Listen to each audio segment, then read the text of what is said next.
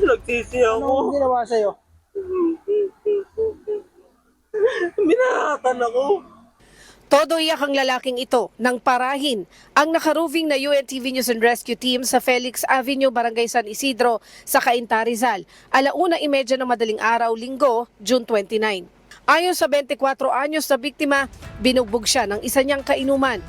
Binahatan ako. Ang bait-bait ko sa kanila. Ayoko na. Ano yung outpost dito?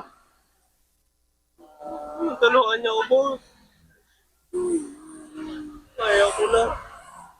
Mag-anak ko din po, pero wala akong katulong doon. Tulungan niyo ako. Saan banda? Saan ka nakatira? Doon po. Tapos, taga Makati ka? Makati ako talaga. Duguan ang damit nito, kaya agad na pinakalma at inassess ng UNTV News and Rescue Team. Kailangan ko talaga yan.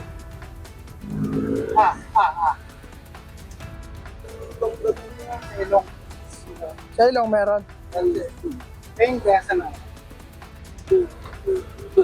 Kahit yung nabasa lang Nagtamo ang biktima ng sugat, gasgas at mamamagasa ka ng pisngi, dulot ng pagkakasapak.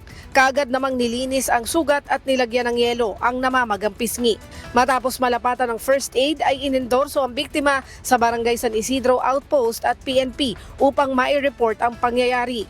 Antayin na lang po namin kayo dito. Pag dadalhin nyo na lang siya dito. Opo, matanong lang po namin ng kaunting info pa, proceed na po kami din sa barangay po.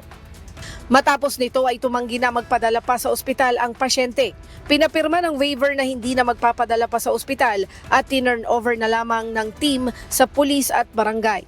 Na ginagawa po namin po. And then witness po namin sila sir at ma'am po dito sa barangay. Halos nakapikit na ako eh. Opo, pirma na lang po sa ibabaw. Leslie Widem, UNTV News and Rescue. Diyos ang aming sandigan, serbisyo publiko ang aming pinahalagahan.